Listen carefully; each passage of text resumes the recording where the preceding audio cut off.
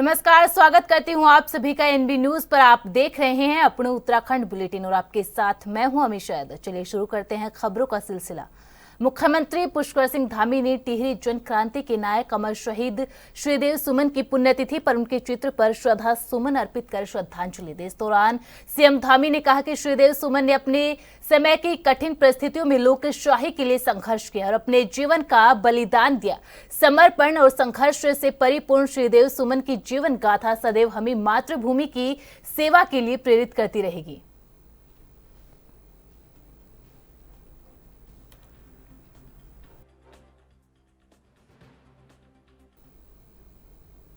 उत्तराखंड के देहरादून में 22वीं राज्य जूनियर सीनियर बैडमिंटन चैंपियनशिप का आगाज हुआ। इस दौरान मुख्य अतिथि के रूप में सीएम धामी ने कार्यक्रम में शिरकत की और चैंपियनशिप का शुभारंभ किया। मुख्यमंत्री ने खिलाड़ियों का मनोबल भी बढ़ाया। मुख्यमंत्री ने प्रतियोगिता को सराहा और कहा कि हर साल प्रतियोगिता का शुभारंभ होने से खिलाड़ियों को अपनी प्रतिभा के प्रदर्शन का मौका मिलता है। ऐसी प्रतियोगिताओं से खिलाड़ियों को आगे आने का मौका मिलता है, उनका मनोबल भी बढ़ता है।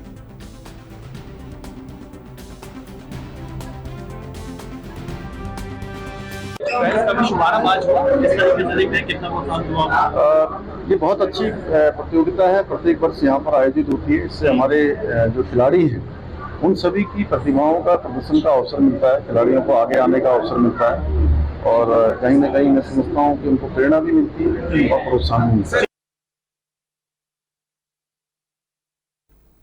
दिल्ली में बन रहे केदारनाथ मंदिर के विरोध में कांग्रेस की केदारनाथ प्रतिष्ठा रक्षा यात्रा हरिद्वार से चलकर ऋषिकेश पहुंची। इस दौरान कांग्रेसियों ने यात्रा का फूलमालाओं से जमकर स्वागत किया। इस दौरान कांग्रेस प्रदेश अध्यक्ष करण माहरा ने कार्यकर्ताओं को धामी सरकार पर जमकर हमला बोला और कहा सरकार धर्म का व्यवसायीकरण करती है। प्रदेश अध्यक्ष ने शहरवासियों से धर्म की रक्षा के लिए इकट्ठा होकर कांग्रेस की केदारनाथ प्रतिष्ठा रक्षा यात्रा को समर्थन देने की अपील की है। मांग करेंगे कि जो भारतीय जनता पार्टी ने जो धर्म का नुकसान किया है, जो व्यवसायीकरण कर रहे हैं, जिस तरह की बातें कर रहे हैं, हम उसके लिए उनसे चाहेंगे कि वो न्याय करें। कि जिस तरीके का दिल्ली में हुआ है और क्यूआर कोड में कल भी पैसा जा रहा था और धामी लगातार झूठ बोल रहे हैं कि मैंने कानून बना दिया, हम कार्रवाई करेंगे। लेकिन आज के दिन भी, कल के दिन हमने जब प्रेस की तो मैंने क्यूआर कोड दिखाया लोगों को, लोगों ने पैसे डाले, वो कल भी दिल्ली गए। तो ये साबित करता है कि कहीं ना कहीं कुछ बड़ा मामला है। भारतीय जनता पार्टी धर्म का इस्तेमाल लोगों को बांटने में, जो हिंदू धर्म इस बात के लिए जाना जाता था, क्षमा के लिए, प्रेम के लिए, एक दूसरे संरक्षण के लिए, उस सनातन धर्म को इन्होंने ऐसा कर दिया है कि भय लगने लगा है, लोगों को डरा रहे हैं। क्योंकि हिंदुस्तान का हर नागरिक हिंदू है, जो सिंधु नदी के इधर है वो सब हिंदू है और सनातन पद्धति अलग है, सबकी अपनी पूजा पद्धति अलग है। यहाँ सिख भी रहते हैं। देखिए आज हम धर्मशाला में हैं और यहाँ बौद्ध भी हैं, यहाँ जैनी भी हैं, यहाँ माइनॉरिटी के मुस्लिम्स भी हैं, यहाँ हिंदू भी हैं, उसमें भी कई शाखाएं अब हो गई हैं। हमारे यहाँ पारसी रहते हैं। तो ये सब हिंदुस्तान के नागरिक हैं और इन सब में जब प्रेम हुआ तभी हिंदुस्तान आगे बढ़ सकता है। जिस चीज को आजादी के बाद ठीक करने में इतने वर्ष सरकारों को लगे, नीति निर्धारकों को लगे, भारतीय जनता पार्टी ने वोटों के लालच में वो सारा ताना बना ध्वस्त कर दिया है और हम भारतीय जनता पार्टी के चेहरे को पूरे विश्व। उत्तराखंड के उधम सिंह नगर जिले के किच्छा क्षेत्र में प्रांतीय उद्योग व्यापार मंडल के चुनाव को स्थगित किए जाने का मामला तूल पकड़ता जा रहा है। कांग्रेस विधायक तिलकराज बेहड़ के नेतृत्व में दर्जनों समर्थकों ने एसडीएम कार्यालय के बाहर धरना प्रदर्शन तीसरे दिन भी जारी रहा। किच्छा क्षेत्र में व्यापार मंडल को नगर इकाई को लेकर चुनाव संचालन समिति एवं जिला इकाई ने 25 जुलाई को मतदान की घोषणा की थी, लेकिन मतदान प्रक्रिया के 2 दिन पूर्व किच्छा के उप जिला अधिकारी कौस्तुभ मिश्रा ने चुनाव को स्थगित करने का आदेश जारी कर किच्छा में राजनीति को गरमा दिया है।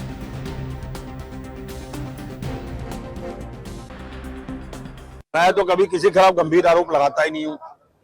गंभीर आरोप तो हमारे पुराने साथी लगाते हैं, पूर्व विधायक जो मेरे परिवारों तक पहुंचते हैं। हमेशा बोलते बोलते पता नहीं उनका क्या हो जाता है, जबान फिसल जाती है या जानबूझकर बोलते हैं, परिवारों पे आ जाते हैं।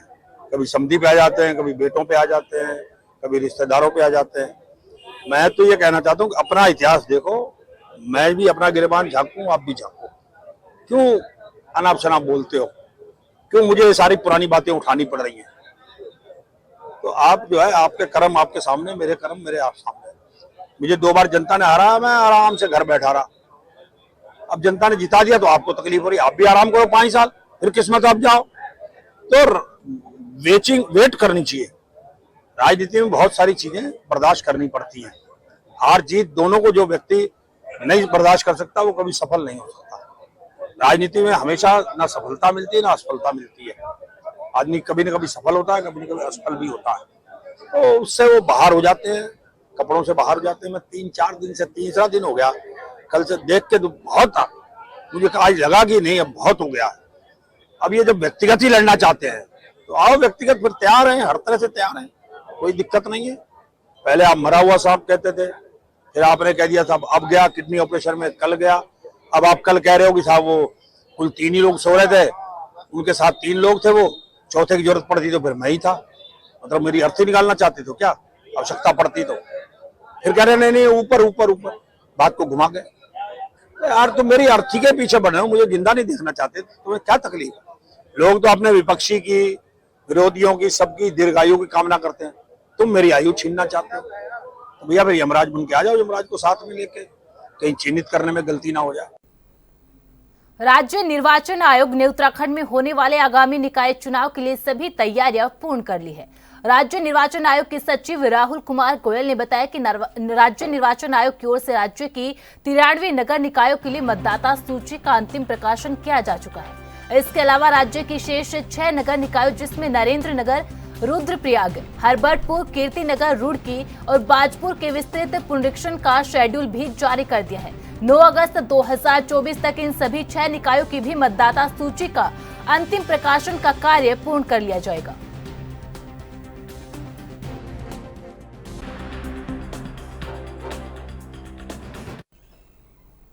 उत्तराखंड के हल्द्वानी में बीजेपी के वरिष्ठ नेता और समाज सेवी कौस्तुभानंद जोशी ने आम और खास पार्टी हरेला पर्व कार्यक्रम में बीजेपी के सैकड़ों नेता और कार्यकर्ता मौजूद रहे। कहने को तो यह आम और खास पार्टी थी, लेकिन कार्यकर्ता दबे जुबान से मेयर चुनाव के लिए कौस्तुभानंद जोशी की दावेदारी को लेकर इस पार्टी में चर्चा करते दिखाई दी। हालांकि हरेला के उपलक्ष्य में आयोजित इस पार्टी में कांग्रेसी नेता भी दिखाई दिए।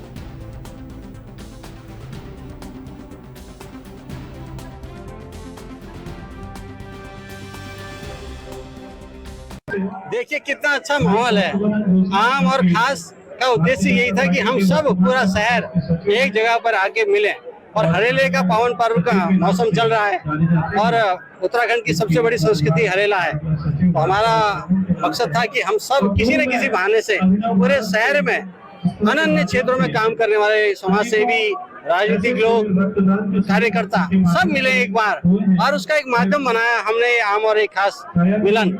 और आप देख रहे हैं कि हर वर्ग का, हर समाज का और विभिन्न सामाजिक संगठन के लोग इस क्षेत्र में पहुंचे हैं और लोग उस कार्यक्रम का आनंद ले रहे हैं।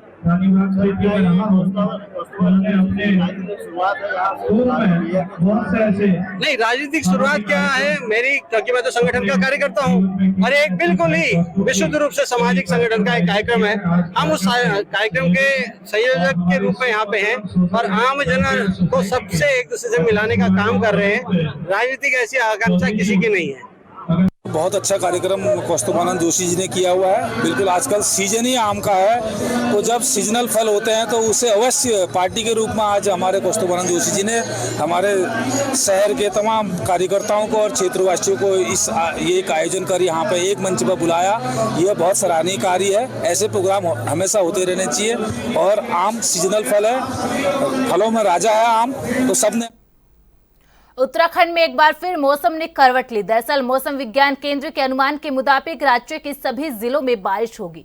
गढ़वाल मंडल के 2 जिलों में, कुमाऊं मंडल के 1 जिले में भारी बारिश का अलर्ट जारी कर दिया गया है। बारिश को देखते हुए लोगों को सावधान करने के लिए मौसम विभाग ने येलो अलर्ट जारी किया है। साथ ही मौसम विभाग की तरफ से राज्य के 3 जिलों में भारी बारिश का अलर्ट जारी किया हुआ है।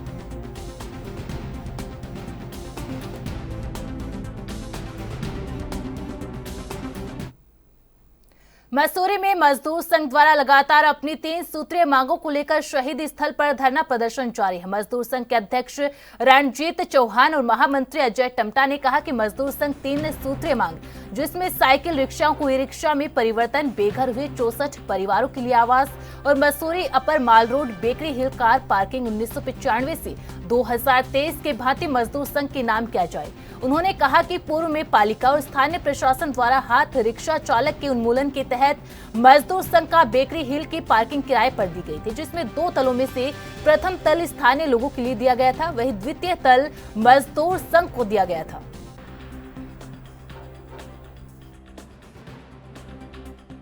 देखो जी, हमारा धरना प्रदर्शन आज दूसरा दिन था, लेकिन सरकार का कोई नुमाइंदा आज हमारे सूद लेने वहाँ पे कोई नहीं पहुँचा।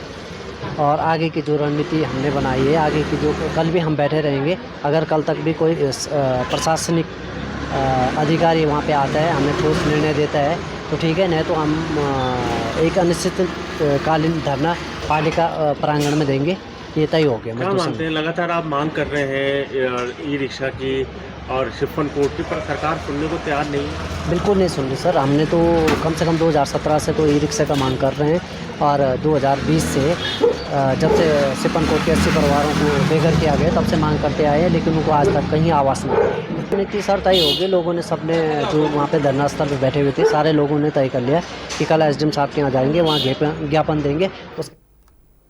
इस सावन मास में हरिद्वार से गंगा जल भरकर अपने गंतव्य को जाने वाले कांवड़ यात्रियों का पहला जत्था उधम सिंह नगर के जसपुर पहुंचा, जहां हमारे संवाददाता प्रदीप श्रीवास्तव ने कांवड़ियों से बातचीत की। बातचीत में शिव कांवड़ियों ने बताया कि हरिद्वार से छोटे बड़े कलशों में 81 किलो गंगा जल भरकर अपने गंतव्य स्थान सितारगंज विधानसभा क्षेत्र के लिए पदयात्रा कर रहे हैं। शिव कांवड़िए चांदपाल सिंह ने बताया कि हमारी कांवड़ 90 किलो वजन की है।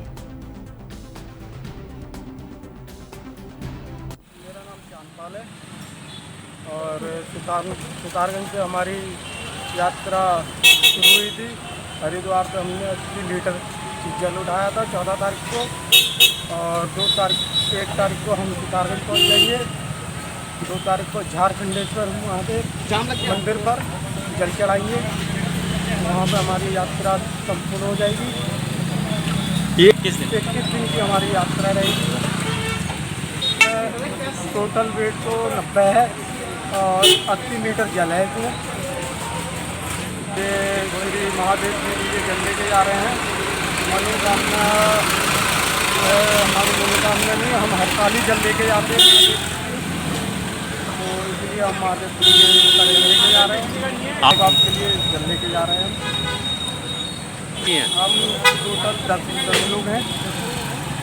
कुछ लोग हमारे आगे भी चले गए हैं, तो कुछ हम 5 लोग पीछे चल रहे हैं। मटकौदा गदरपुर सड़क जर्जर हालत को लेकर संग्राम छिड़ गया है। पूर्व विधायक ने बीजेपी पर आरोप लगाते हुए कहा कि मटकौदा मार्ग में आए दिन में हो रहे मौत का जिम्मेदार प्रदेश की बीजेपी सरकार है। हाल ही में कालीनगर एक ही मौत हुई थी। जर्जर हालत वाली सड़कों पर सिर्फ गड्ढे भरे जा रहे हैं, लेकिन सड़क का निर्माण सही से नहीं किया जा रहा। वहीं क्षेत्रीय विधायक अरविंद पांडे ने सड़क की हालत पर कहा कि रोड को बनाने के लिए मुख्यमंत्री एवं विभागीय अधिकारियों से मेरी बातचीत हो चुकी है, जल्द यहां रोड बनना शुरू हो जाएगा। कहना पड़ रहा हूँ कि आज हमें ये बात आप लोगों के माध्यम से कहना पड़ रहा है, ये काम किनका है? जो यहाँ के जनप्रतिनिधि है, चाहे वो MP साहब हो, चाहे वो विधायक जी हो, चाहे यहाँ के छोटे मोटे जो पदाधिकारी हैं, उनको ये सबको करना चाहिए था। इन लोग नहीं करना है। और ये इसी सड़क में इस काम को, यदि ये सड़क का काम पहले हो जाता तो कई जाने हमारी बच जाती। कई लोगों का हमारे क्षेत्र का बहुत बड़ा नुकसान हुआ, कई लोग खत्म हो गए इसी बीच में। यही 1-2-3 महीने में कई लोग चले गए।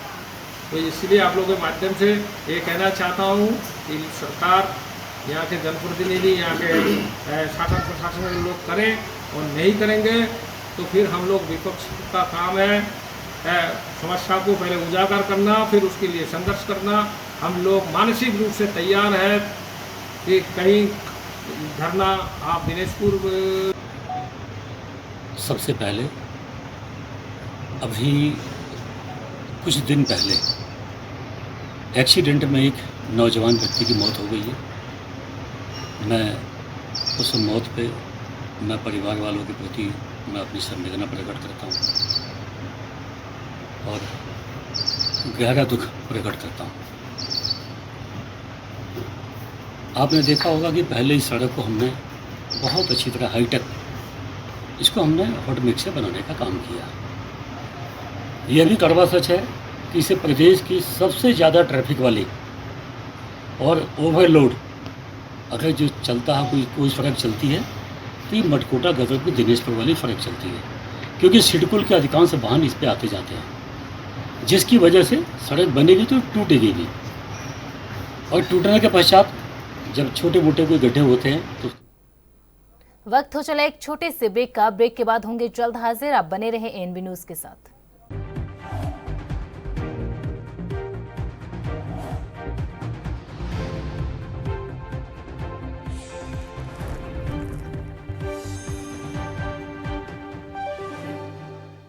ब्रेक के बाद एक बार फिर से आप सभी का स्वागत है। खबरों में आगे बढ़ते हैं। कांवड़ियों द्वारा रुड़की में ई रिक्शा और ट्रक में तोड़फोड़ करने के मामले में सख्त हुई पुलिस ने 10 से अधिक अज्ञात के खिलाफ मुकदमा दर्ज किया है। हरिद्वार क्षेत्र ग्राम लिबहरेड़ी मंगलूर में ई रिक्शा के कांवड़ी के हल्का सा टकराने पर कांवड़ियों द्वारा ई रिक्शा चालक से मारपीट की गई। रिक्शा चालक संजय कुमार ने पुलिस को बताया था कि उसकी गाड़ी से कांवड़ियों की टक्कर हो गई थी, जिसमें ना तो कोई कांवड़ खंडित हुई और ना ही किसी को चोट आई। उसके बावजूद कांवड़ियों ने उसके साथ मारपीट की, साथ ही उसके ई रिक्शा को भी तोड़ा गया। इस मामले में रिक्शा चालक की शिकायत पर हरिद्वार जनपद की कोतवाली मंगलूर में गंभीर धाराओं में मुकदमा दर्ज कर आवश्यक वैधानिक कार्रवाई की जा रही है।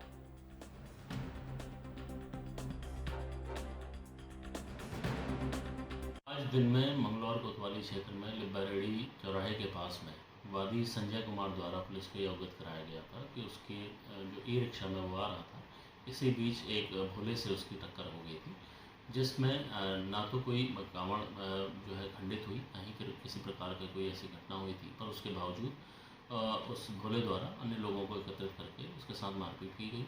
साथ में जो उसकी ई रिक्शा है उसके भी साथ तोड़फोड़ की गई थी। उक्त घटना को तत्काल पुलिस ने संज्ञान में लेते हुए अभियोग पंजीकृत किया है और इन लोगों की पहचान की जा रही है और उनके खिलाफ जो भी सख्त कार्रवाई होगी पुलिस उसको करेगी। मैं आप हरिद्वार पुलिस की ओर से सभी कांवड़ यात्रियों का, सभी भोलों का स्वागत करता हूं और आपको किसी प्रकार की असुविधा ना हो, इसको किसी प्रकार की भी असुविधा ना हो, इसका भी हम लोग ख्याल रखेंगे। पर मैं आप लोगों से अपील भी करना चाहता हूँ, इस पावन पर्व में पुलिस काफ़ी जद्दोजहद से लगी हुई है आप लोगों की यात्रा को सुरक्षित करने के लिए। इसमें आप लोग पुलिस का सहयोग भी करें और अगर ऐसे कोई मामले आते हैं तो उसमें जल्दी आपा ना खोएं और अगर ऐसी कोई घटना होती है तत्काल पुलिस के संज्ञान में डालें। कांवड़ यात्रा को लेकर उत्तर प्रदेश और उत्तराखंड पुलिस की समन्वय बैठक आईजीएल फैक्ट्री काशीपुर के सभागार में आयोजित की गई, जिसमें उत्तर प्रदेश के मुरादाबाद रेंज के डीआईजी एसपी और बिजनौर मुरादाबाद रामपुर के एसपी और डीएम मौजूद रहे। इसी के साथ उत्तराखंड के कुमाऊं रेंज के डीआईजी और उधम सिंह नगर के एसएसपी बैठक में मौजूद रहे। बैठक में बोलते हुए उत्तराखंड कुमाऊं रेंज के डीआईजी योगेंद्र सिंह रावत ने सभी अधीनस्थ अधिकारियों को निर्देश दिए कि कांवड़ यात्रा शुरू हो गई है और 2 अगस्त तक यह यात्रा चलती रहेगी। उन्होंने उत्तर प्रदेश और उत्तराखंड के बॉर्डर पर यातायात व्यवस्था को लेकर चुस्त दुरुस्त रहने के निर्देश दिए हैं। उन्होंने कहा कि किसी भी भोले को किसी भी प्रकार की कोई परेशानी ना हो, इसके लिए पुलिस को पूरी तरह से मुस्तैद रहने की जरूरत है। उन्होंने कहा कि 27 जुलाई से रोडों का डायवर्जन होना अति आवश्यक है। ओवरलोडेड वाहनों पर 27 जुलाई से दिन में पूर्ण तरीके से प्रतिबंध रहेगा।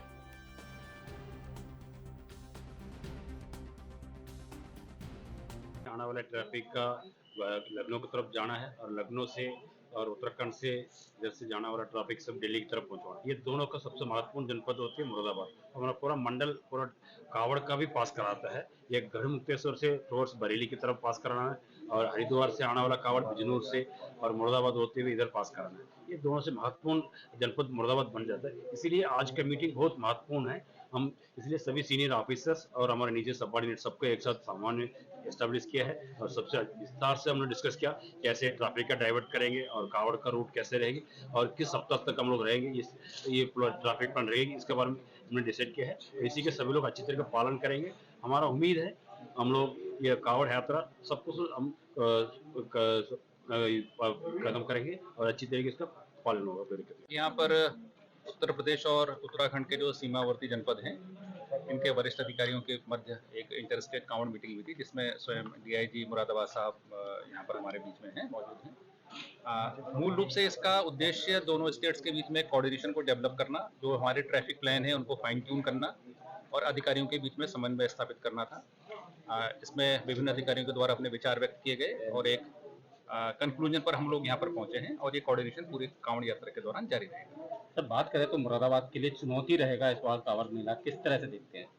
ये हम लोग का जो मुरादाबाद मंडल है, खासतौर से दिल्ली से आने वाले ट्रैफिक का लखनऊ की तरफ जाना है और लखनऊ से और उत्तराखंड से इधर से जाना वाला ट्रैफिक सब दिल्ली की तरफ पहुंचवाना, ये दोनों का सबसे महत्वपूर्ण जनपद होती है मुरादाबाद। हमारा पूरा मंडल पूरा कावड़ का भी पास कराता है। ये गढ़ मुक्तेश्वर से टूवर्ड्स बरेली की तरफ पास कराना है और हरिद्वार से आने वाला कावड़ बिजनौर से और मुरादाबाद होते हुए इधर पास कराना है। ये दोनों से महत्वपूर्ण जनपद मुरादाबाद बन जाता है। इसीलिए आज का मीटिंग बहुत महत्वपूर्ण है। हम इसलिए सभी सीनियर ऑफिसर्स और हमारे नीचे सबऑर्डिनेट सबको एक साथ सामान्य एस्टेब्लिश किया है और सबसे विस्तार से हमने डिस्कस किया कैसे ट्रैफिक का डाइवर्ट करेंगे और कावड़ का रूट कैसे रहेगी और किस सप्ताह तक हम लोग रहेंगे, ये ट्रैफिक प्लान रहेगी, इसके बारे में हमने डिसाइड किया है। इसी के सभी लोग अच्छी तरह पालन करेंगे। हमारा उम्मीद है हम लोग ये कावड़ यात्रा सब कुछ हम खत्म करेंगे और अच्छी तरीके से इसका पालन होगा। सर, बात करें तो उत्तराखंड की इंडस्ट्रियल हैवी व्हीकल, दूध वगैरह और खनन, इसको लेकर किस तरह का?